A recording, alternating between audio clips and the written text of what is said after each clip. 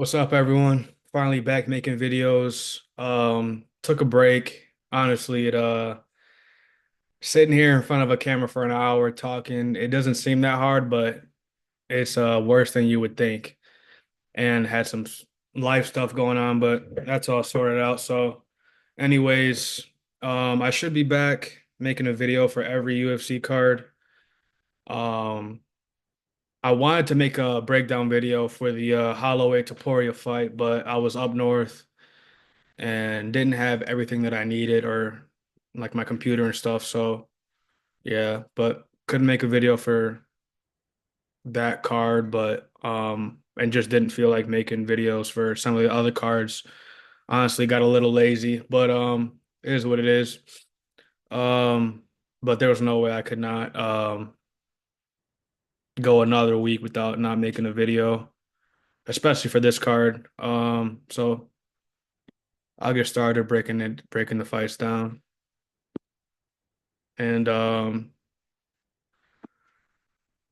not too sure of all my picks that I have on Tapology, so I might have to change some as I'm talking about the fights.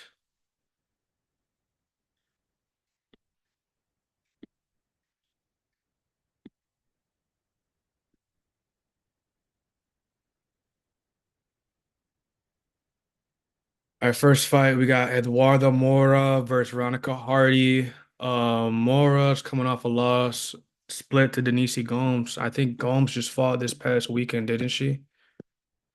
Against yeah, Kolakevich. So not a it was a close fight. Losing to Gomes. And Gomes is a very powerful striker and pretty decent grappler as well. Um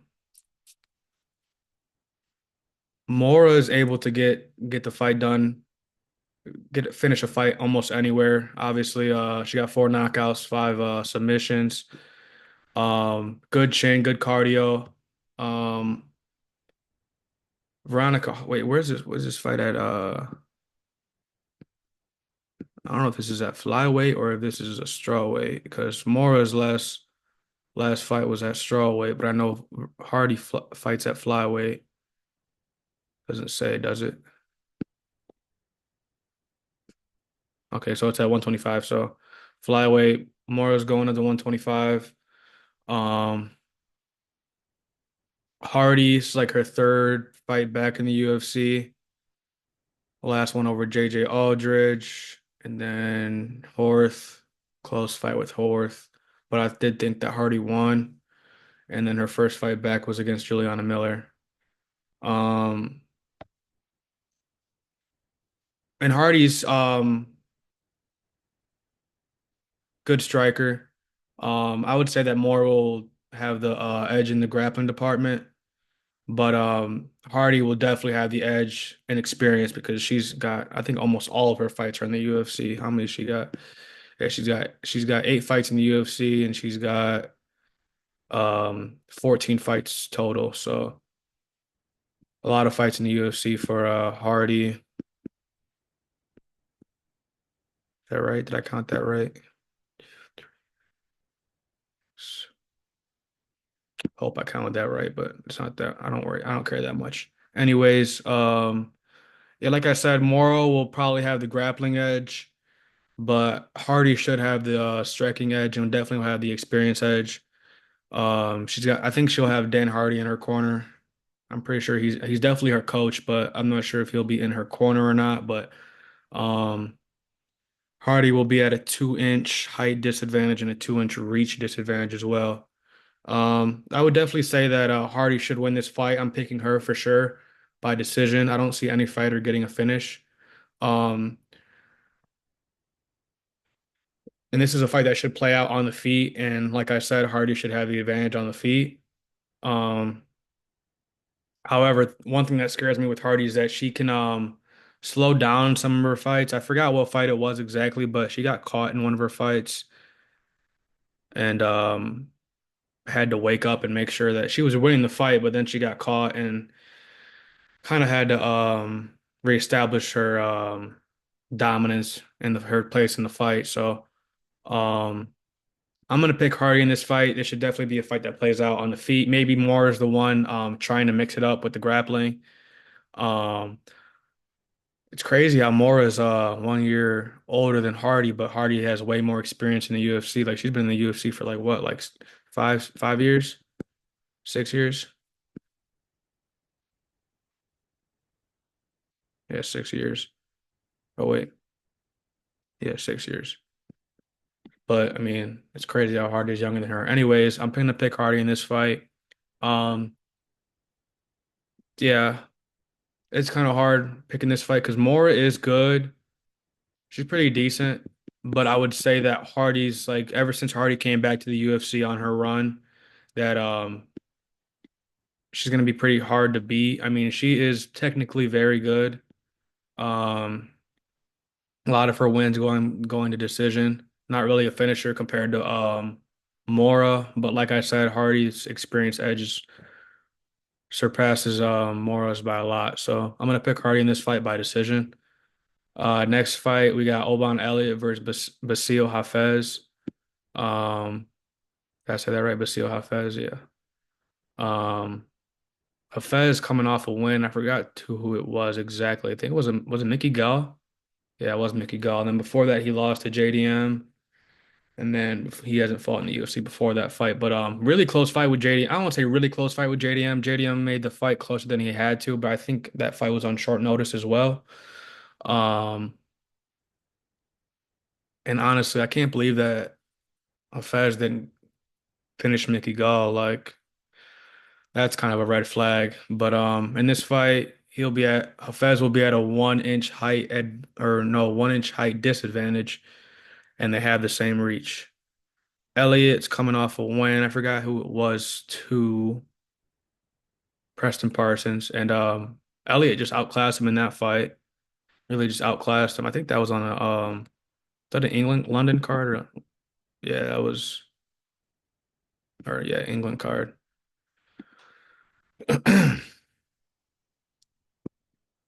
This should be a fight that also plays out on the feet. Um,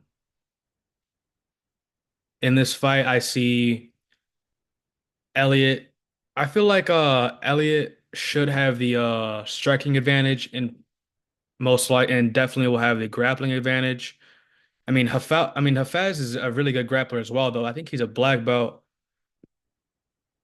um in Brazilian Jiu-Jitsu. But I mean, honestly, the grappling edge is kind of hard to give to Elliott, actually, now that I think about it, because Hafez he's a good grappler. But he doesn't use it as much as he should. As the thing is that he likes to go in the fights and strike. So even though he is a very good grappler, that's why I see that this fight would play out on the feet because even with the grappling credentials that Hafez has, he doesn't use them. So um, and we did see Elliott use his grappling in his fight a little bit against Preston Parsons. Um, Everyone picking Elliott here. And I see why. I mean, Elliott's been this is what his third or okay, second fight in the UFC. And he's a decent prospect. He's fighting out of the same gym that Jack Shore does, I believe. Both two Welsh fighters. Um,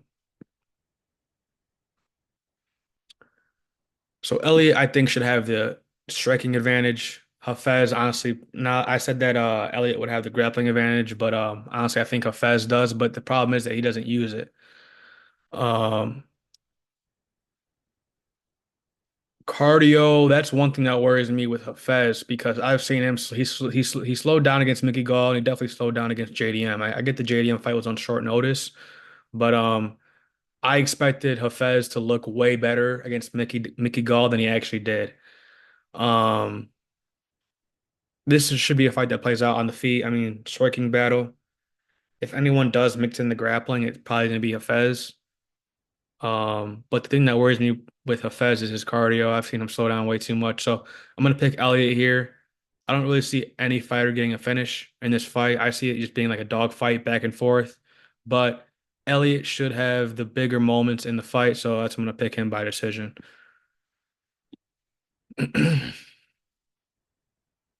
Next fight, we got Mickey Gall versus Ramiz Brahimaj.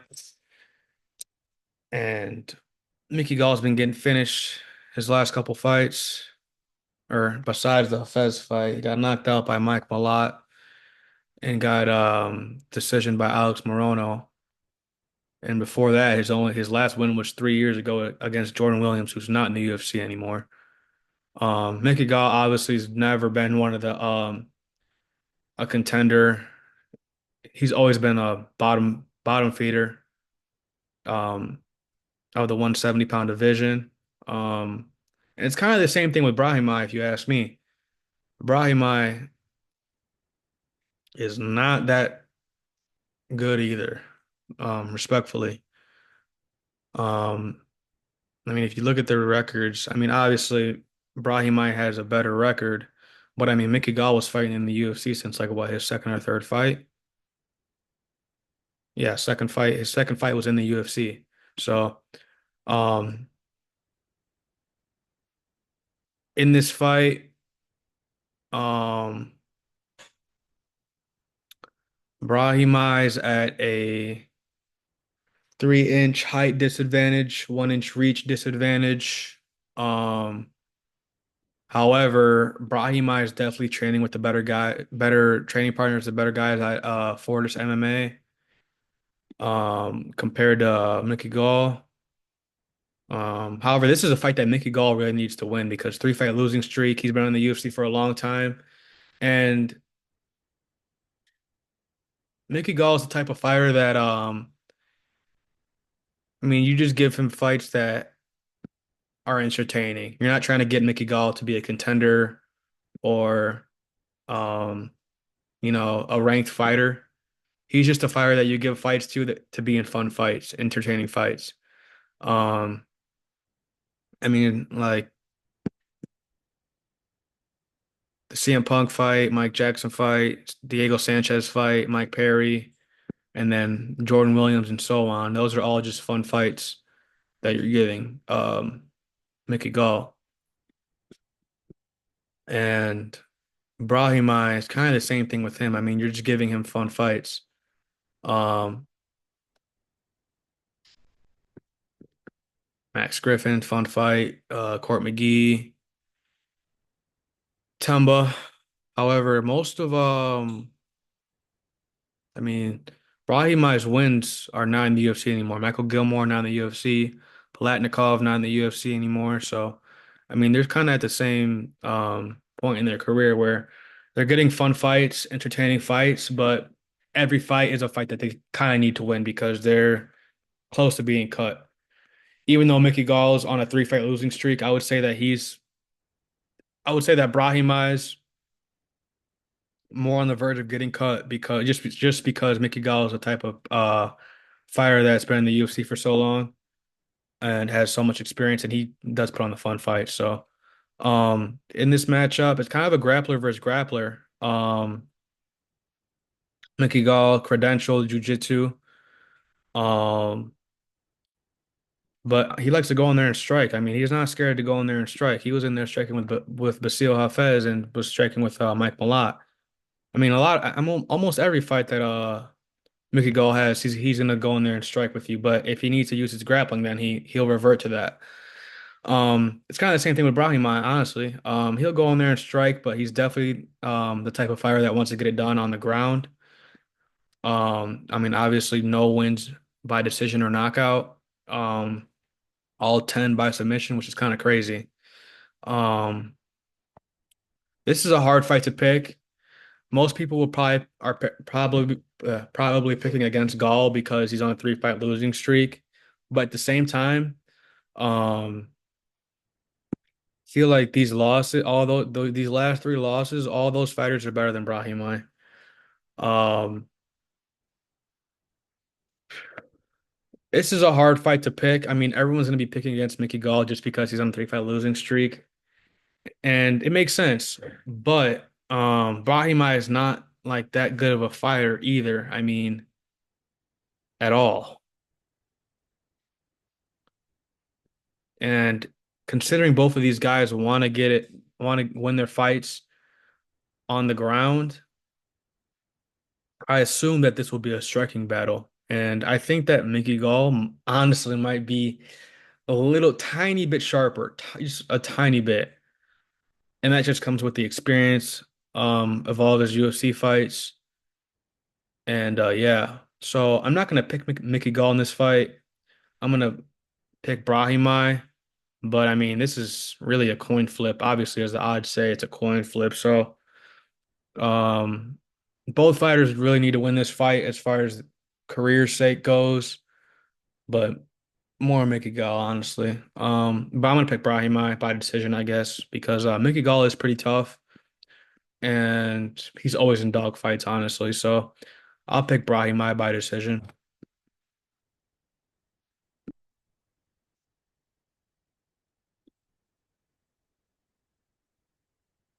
Next fight, we got Marcin Tybura versus Jon Jones. And Denise is a good prospect. I picked Denise to win against who was that? I think that was Carl Williams, his first fight in the UFC. Or no.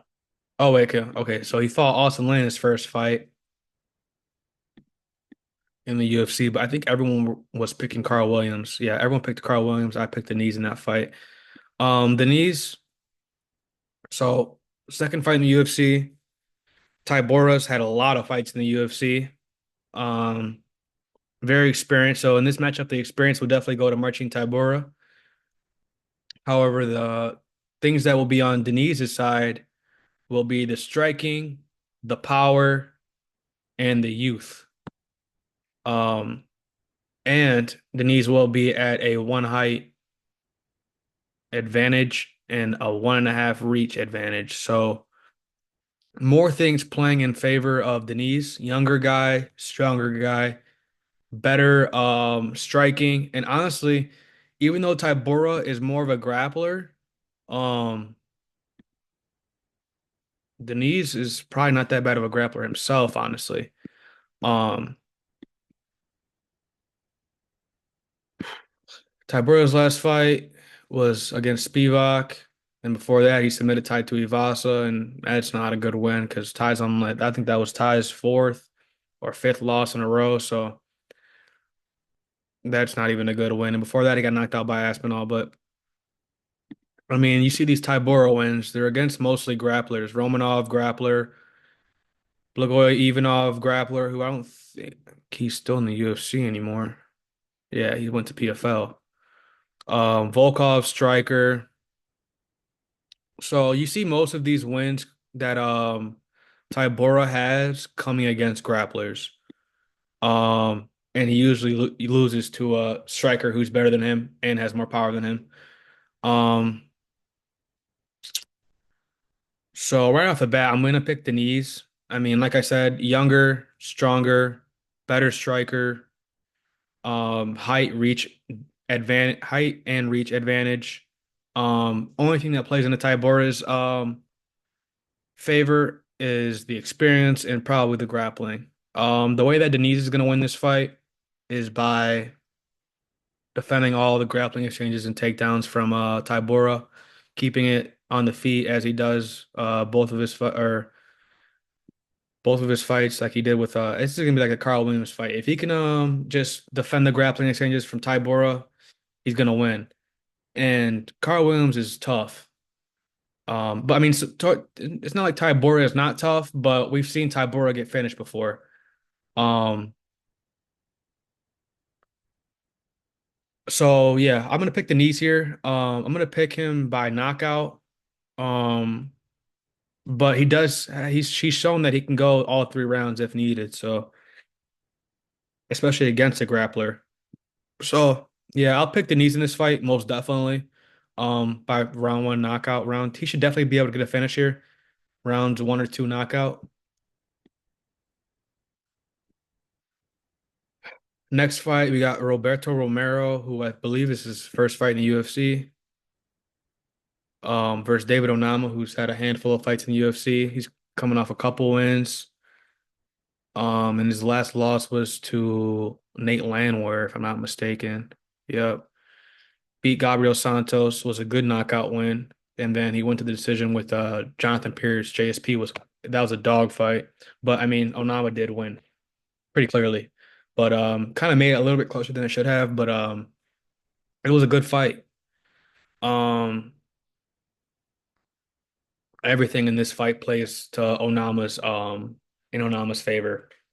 Onama definitely have better striking, definitely have better grappling. Um, 3 inch height advantage. I'm not sure too sure about Romero's reach, but I'm pretty sure that Onama will have the reach advantage as well. Um, experience, UFC experience, Onama's plays in Onama's favor.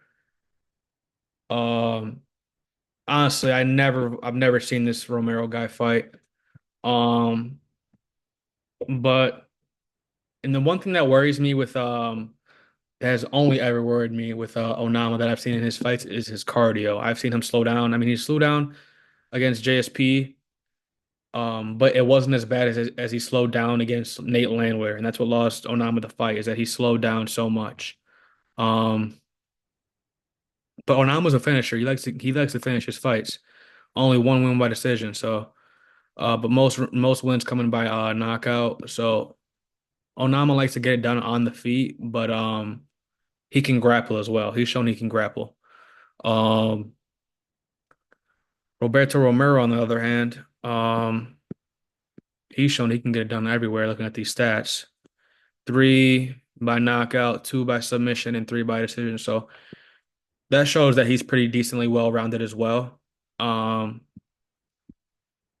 however, like I said, Onamo should have the advantage literally in every department in this fight. This should be the most easiest fight that Onama's had so far in the UFC. Obviously, no fights are easy fights in the UFC because you're fighting the most high-level guys in the world.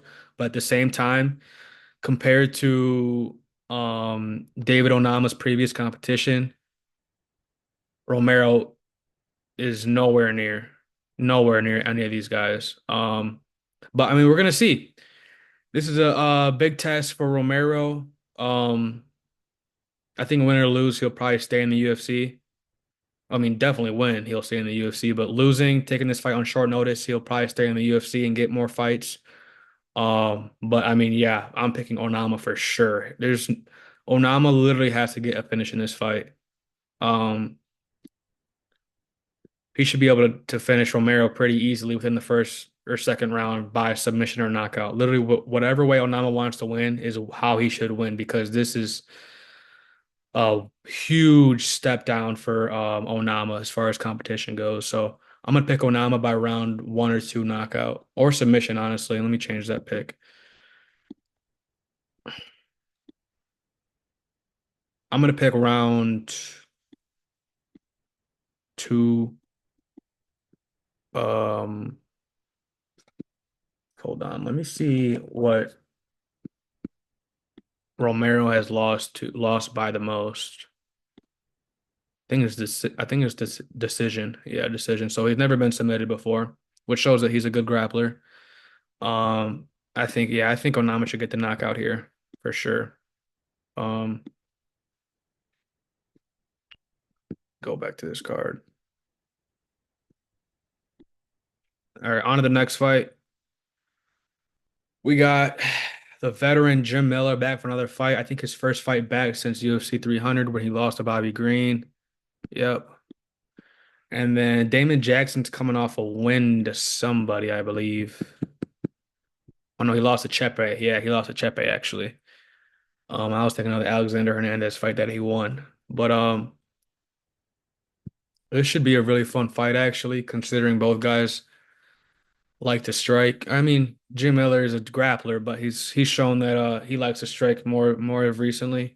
So definitely in this fight, Jim Miller will have the edge in experience, most definitely. That's without a question. He's got like what, over 20, 25 UFC fights? Yeah, almost that's like over 40. Yeah. So in this fight, Jim Miller would definitely have the experience edge. Not everyone picking Jim Miller, but more than I thought would pick Jim Miller. Jim Miller's at a 3 inch height disadvantage, but they have the same reach.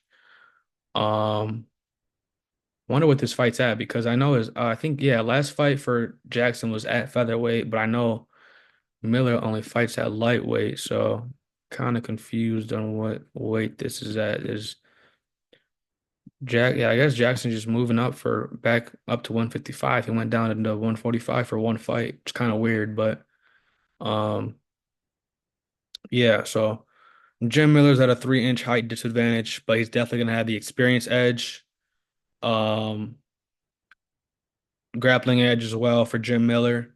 But Jackson should have the edge striking. The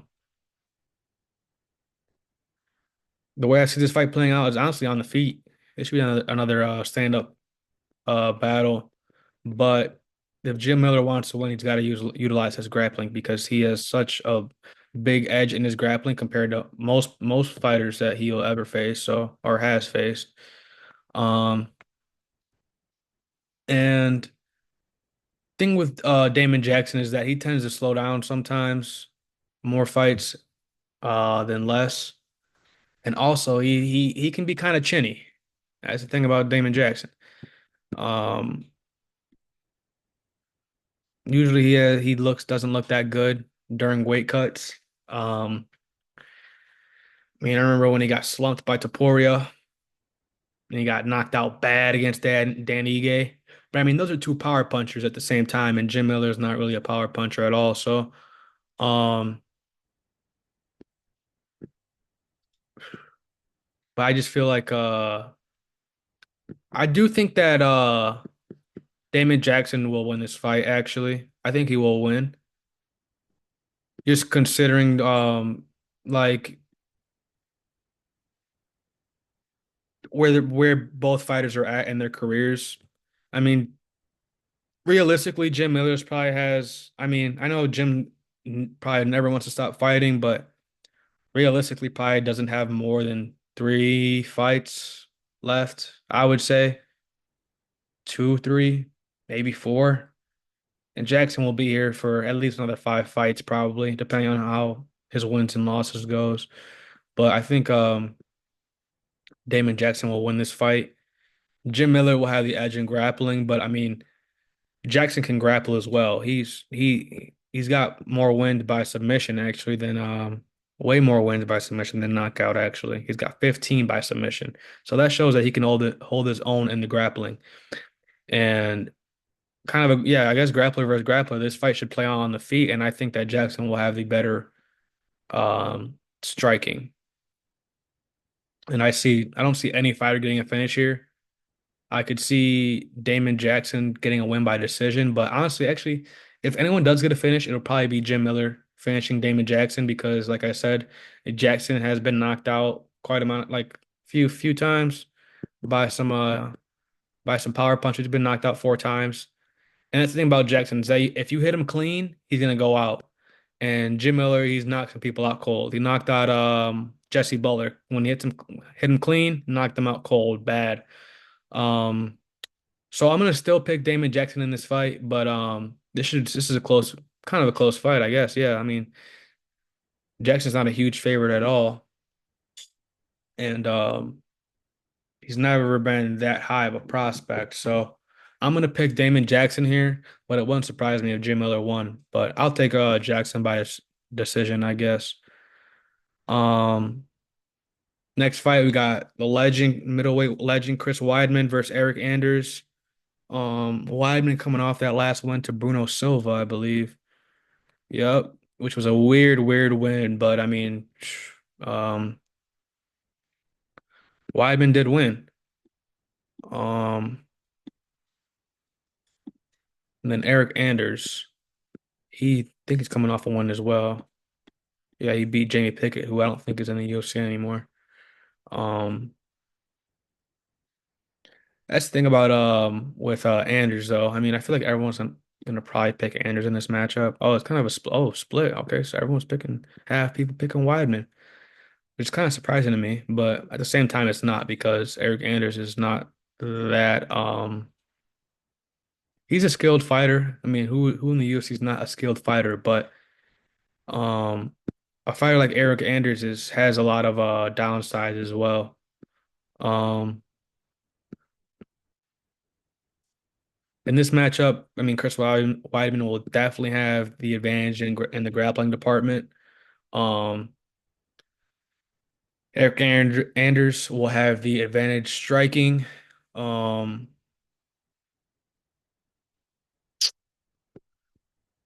Anders at a 3-inch reach disadvantage and a 1 inch height disadvantage. Um, Kind of surprises me how Anders is not that much younger than Weidman. I would think that Anders was maybe like 33, 34, but I mean, only being 3 years younger than Weidman surprises me. Um, Weidman will definitely have the experience and the edge in grappling, like I said, and the edge and the he'll have the edge and experience. Um,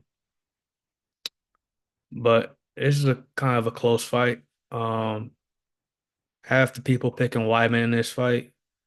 Um, I'm gonna pick Eric Anders ever so slightly.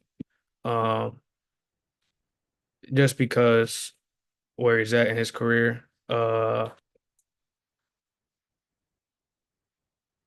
Even when Anders faces some good grapplers, he's usually gonna lose. But I don't see Weidman utilizing that much grappling in this fight. Um, and it's just hard to pick Weidman at this point in his career. Um, I mean, and Bruno Silva just lost his last fight too in Abu Dhabi. So um, yeah, I'm gonna pick Anders here, probably by decision. But I could see Eric Anders getting a finish by knockout, honestly, maybe like round two or three if Weidman starts to slow down. So yeah, I'll pick Anders in this matchup.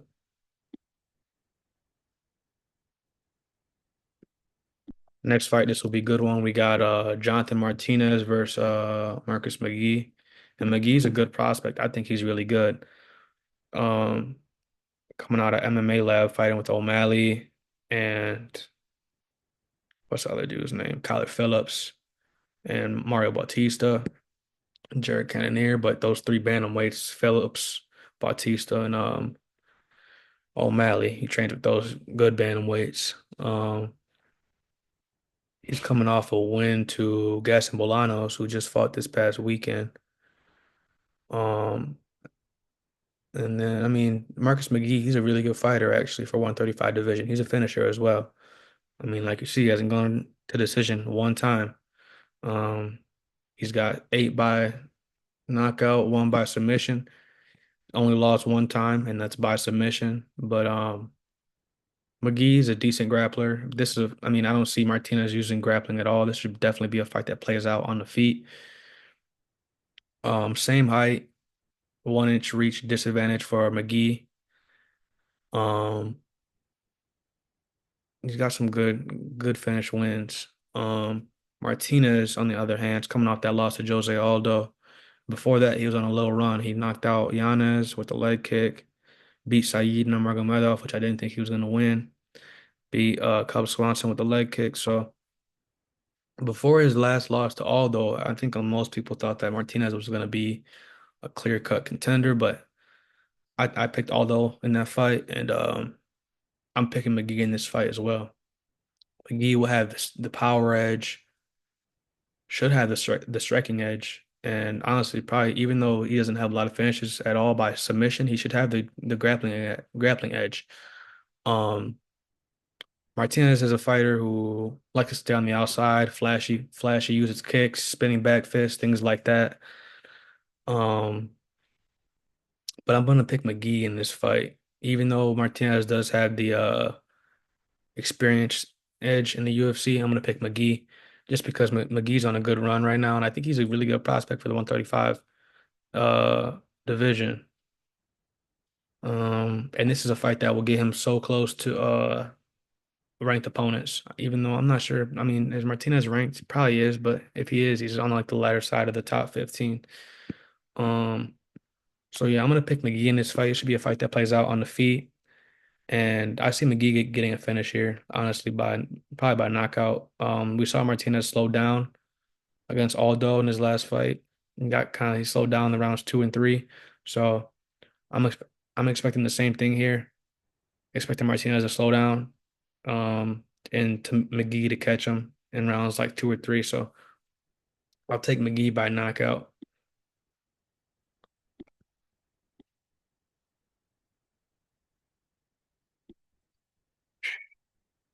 Next fight, we got Mauricio Ruffy versus James Yontop, and Yontop's coming off that loss to Padilla. Or no, okay, so he lost a Slava Claus that last fight, but before that he lost to Padilla. And then Ruffy's coming off a great performance against Jamie Malarkey. That was a crazy performance. Right off the bat, I mean, I'm gonna pick Ruffy. Um, However, Yontop is very tough. He's a tough fighter. Um, Likes to get most of his work done on the feet. He's got seven by knockout, only one by submission, but he's shown that he can go the distance if needed. 0-2 in the UFC. I think he's gonna go 0-3 and then get cut, honestly. Ruffy, on the other hand, total opposite. Good, really good prospect for the lightweights. Um,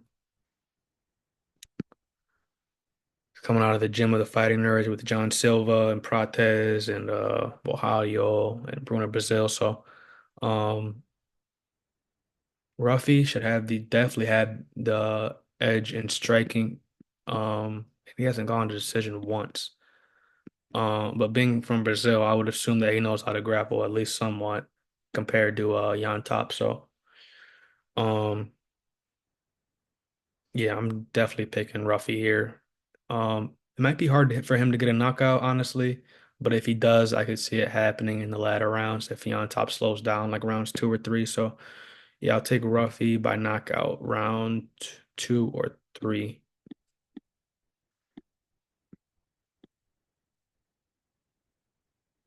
Next fight, we got Karine Silva versus Viviane Araújo, and this should be a good fight for the women's division flyweights.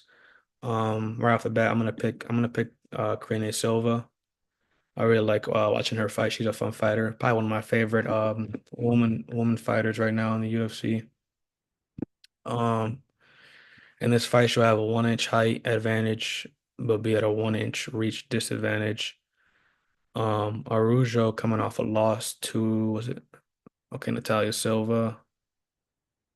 And before that, she beat Jennifer Maia, who's not in the UFC anymore. And then, so really, Araujo could be on a 4 fight losing streak right now. So, there's no way I would pick Araujo in this fight. This should be a fight that plays out on the feet. Honestly, Araujo might have the edge on the feet as far as striking goes, that she might, honestly. But Silva is definitely the better grappler without a doubt. And she's a finisher as well. Only been to decision twice and only has one win by decision. So, um, really good prospect for the flyweights.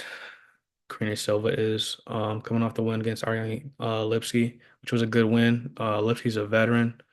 Um, Choked out Marina Moroz, submitted Caitlin Souza, choked out Poliana Botelho. So, um, this is a fight that will probably play out on the feet. Araujo probably trying to strike with Silva. Silva will probably strike with her as well. But honestly, I see Silva trying to take Araujo down, wear on Araujo and trying to find a submission. Araujo tends to slow down in a lot of her fights. Um, yeah, and I see her slowing down in this fight as well. I see Silva pushing the pace, trying to put Araujo on the back foot. Um, Silva's way younger than Araujo. So yeah, I definitely got Silva in this fight winning by submission, like rounds two or three, depending on when Araujo starts to slow down and gets tired. So yeah, give me Silva by submission rounds two or three. Next fight we got Bo Nickel versus Paul Krieg, and um obviously Bo Nickel, a lot of hype around him, Penn State wrestler. Um, However, in this fight, um, kind of a grappler versus grappler. I mean, we have a wrestler versus jiu-jitsu fighter, and um same reach. Paul Creek has the 2 inch height advantage. I think he was his last fight. He got knocked out by Bohalio, right? Yep. Before that, submitted by Brendan Allen, knocked out by Johnny Walker. Um, it's kind of weird to see who to pick who will have the grappling advantage in this fight because you have a really good jiu-jitsu fighter, then you have a really good wrestler. And thing about Paul Krieg is that he submitted um guys with a lot of hype before, like Magomed Ankalaev, and with literally 1 second to go. So that shows that Paul Krieg can kind of throw up a Hail Mary and win. Um, even when you think he has no chance. That's the only thing that scares me about this fight. I'm not picking Paul Krieg at all, but the thing that scares me is that he's shown he can win a lot in the dying seconds of his fight. That's how good his jiu-jitsu is. And considering that Bo Nickal gonna be trying to take Paul Krieg down, um, he might put himself in danger to get submitted. Um, even though Bo Nickal does not have the experience that Paul Krieg does, honestly, I think that Bo Nickal, I mean, it's harder to pick who has the advantage on the feet too, because I mean, obviously we know Paul Krieg is not being that good of a striker, but it's not like that Bo Nickal has a lot of experience striking either. I mean, he's got like maybe 2 or 3 knockout wins. Okay, he got two, and the rest by submission. I don't really see him submitting Paul Krieg. If he does, hats off to him. That's a big win to submit Paul Krieg. That's not easy, but I don't know if he can do it. That's why I'm saying I think this fight plays out on the feet. I mean, two grapplers usually end up in a striking battle. So um, I'm gonna pick Bull Nickel in this fight, but I'm not sure if I see him getting a finish. I know I picked him to get a TKO round one. That's just because how chinny Paul Krieg has shown that he can be in his fights, and also Paul Krieg does slow down sometimes. Um, because he puts the pressure on guys. He stays in people's faces, and that's what usually gets him finished. So I'm gonna pick Bull Nickel here. Don't really see him getting a submission, but maybe a knockout or going all 3 rounds for a decision. So I'm definitely picking Bo Nickal in this fight. Next fight, we got Charles Oliveira versus Michael Chandler. This would be a really good fight, action-packed fight. This is a rematch. Um, Oliveira won the bout um, after Khabib retired, and he beat Michael Chandler. In the first fight, I mean, Oliveira almost got finished, man. Almost got knocked out. Um, the first fight was kind of close. It was pretty close until Oliveira just came out of nowhere and knocked Chandler out. Um, Experience edge in the UFC definitely goes to Oliveira. Um, Chandler's last fight was against Poirier, right? Yeah, he got submitted by Poirier. Oliveira's last fight was a close fight with Arman Tsarukyan. Um, wow, Oliveira actually younger than Chandler. Oliveira 2 inch height advantage. Then he's got a 2.5 inch reach advantage. I think Chandler definitely trains with the better training partners. Um, Everyone picking Oliveira here, and I see why because he won the first fight, but at the same time, it's hard to pick this fight because we're not going to know how Chandler looks after the 2 year layoff. I mean, after not fighting for 2 years, Chandler like should definitely win this fight. Like, if you take a 2 year break and you don't come back and win, I mean, what were you doing that whole 2 years? You know what I mean? So, um, I'm de gonna be definitely be rooting for Oliveira, definitely, without a doubt. Love Oliveira, but I'm gonna pick Chandler just because, like I said, if he doesn't win this fight and he took 2 years off, what was the point? I mean, I get he was trying to get the counter fight, but at the same time, like, what were you doing that whole 2 years? You didn't get better, like you. And the thing is that he almost beat Oliveira, and that shows me that he can beat Oliveira. Um, Even though everyone's picking Oliveira, I'm gonna pick Chandler here. Um, these, but if Chandler wins, he won't be submitting. He won't be submitting Oliveira. If he does win it, it'll be by knockout or decision. I don't know if this fight is 3 rounds or five. Also, it's five. Coleman, yeah, it's five. So, um, I mean, I'm gonna pick Chandler here.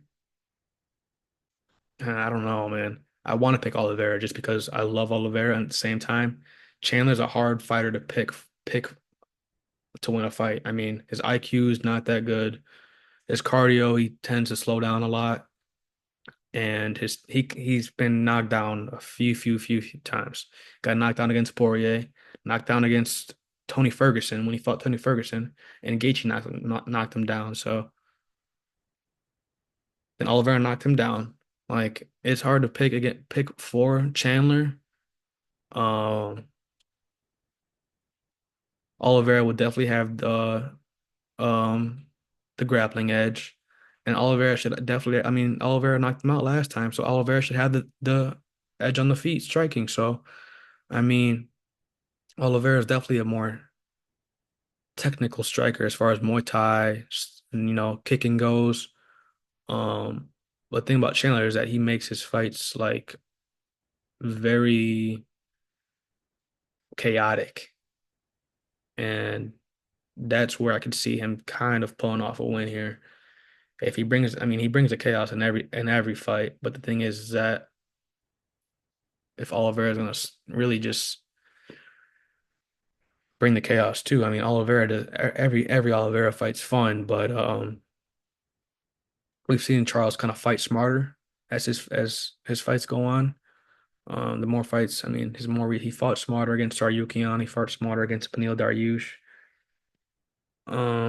Yeah, so Oliveira tends to fight smarter than he has in the past. Definitely fight smarter than Chandler. But I'm just gonna choose Chandler just because the 2 year layoff. Like he has to win this fight. Like literally, he has to win this fight. Chandler's not getting cut from the UFC anytime soon. But at the same time, it's like you took 2 years trying to get one fight. You need to win your next fight. No matter who it is. And so that's why I'm gonna pick Chandler here. But if you're gonna pick anybody, you should pick Oliveira. Beat him once. Oliveira still has the edge in striking, grappling, cardio, IQ. Everything plays in favor for Oliveira. I'm simply picking Chandler just because it took a 2 year layoff. He should win this fight. So yeah. Main event, we got Jon Jones versus Stipe Miocic. And kind of a grappler versus grappler here. I mean, Stipe definitely likes to strike in his fights, but he's a good wrestler. Stipe can wrestle himself. Stipe, if he's grappling, he's not usually going for the submission, but he can grapple. Um, the 14 by knockout for Stipe. So I'm saying he definitely has more knockout wins than Jon Jones. Yeah, 14-10. Both fighters can go the distance if needed. Um, so cardio should not be a problem for either fighter. Especially with Jon Jones moving up, cardio should not be a problem. Um, Stipe hasn't fought in 3 years. Last fight against when he got knocked out against Francis. Um, he's 5 years older than Jon Jones, same height, 4.5 reach disadvantage for Stipe. I'm definitely picking Jon Jones in this fight. I mean, um, definitely have the advantage grappling and striking is, um, I would say Stipe has the edge in strictly boxing, but as far as striking tools go, like kicks, knees, elbows, it goes to Jon Jones. Um, I don't see Jon Jones losing this fight at all. Only person Jon Jones will lose to if he ever decides to fight him is Tom Aspinall. Jon Jones beats Pereira pretty easily. He submits Pereira just like he did Gane.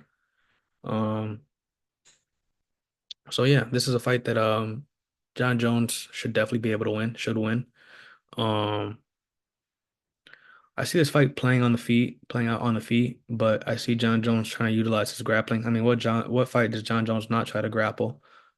Um, so yeah, I see this fight playing out on the feet. Jon Jones utilizing the grappling definitely more than Stipe. Stipe trying to keep it on the feet, strike with Jon. But I just think Jon's better, honestly. So I could see Jon winning by submission or decision. I don't really see Jon Jones getting a knockout win here.